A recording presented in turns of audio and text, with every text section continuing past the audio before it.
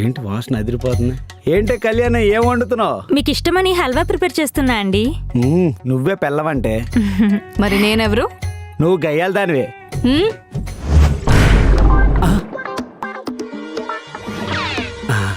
నువ్వు నా ముద్దులు పెళ్ళానివి. ఏదో మాడిపోతున్నట్టుంది.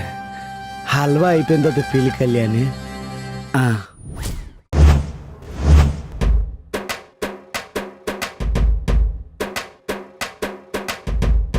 ఈ రోజు నుంచి నావి నువ్వు ముట్టుకోకు, నీవి కూడా నేను ముట్టుకోనులే. హ్మ్. నాకు అవసరం లేదు. ఏయ్, ఏం జరుగుతుంది ఇక్కడ? అయినా ఒకే ఇంట్లో రెండు కాపురాలా? అంటే రెండు వస్తువులేంటి? హా? నిన్న నేను వంట చేస్తానంటే మీ ఆవిడే అది నాది ఇది నాది ముట్టుకోవద్దు అన్నారు.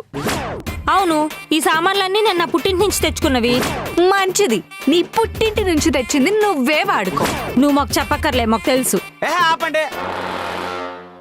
ఆల్రెడీ రెండు వస్తువులు ఉన్నాయి కదా, ఎవరు వాళ్ళు వాడుకోండి. సంపు తింటున్నారు. గాయత్రి, గాయత్రి. ఏంటి కమల్? ఏంటి నీ దగ్గర నుంచి క్రెడిట్ కార్డులో డబ్బులు కట్టాయి, బిల్లు కూడా జనరేట్ అయింది. నిన్న సామాన్లు కొనుక్కొచ్చాను కదా. ఏంటి క్రెడిట్ కార్డు నుంచి కొన్నావా? మరి లేకపోతే నా దగ్గర ఎక్కడున్నాయి? అంటే మీ అమ్మ వాళ్ళు ఏమైనా ఇచ్చారేమో అనుకున్నా. అవును, మరి నేను మా అమ్మ వాళ్ళు తెచ్చిన సంబంధం చేసుకున్నాను కదా. సర్లే, కొంచెం చూసుకొని డబ్బులు ఖర్చు పెట్టవే. అది బాగానే ఎక్కించి పంపించింది కదా. చాచా, అదేం చెప్పలేదే. అంతేలే, నిన్ను బాగా లవ్ చేసి వాడెవన్నో కాదనుకుని కళ్యాణ మండపం నుంచి పారిపోయొచ్చి మరీ నిన్ను పెళ్లి చేసుకున్నాను కదా. నాకు ఇలాగే కావాలి. నీకు నా మీద అసలు ప్రేమే లేదు. ఏంటండి, ఏం వెతుకుతున్నారు? మొన్న ఇక్కడ 50,000 పెట్టానే, కనిపించట్లేదు. హో అవ్వా. ఏంటి అవా అని అంటున్నావు?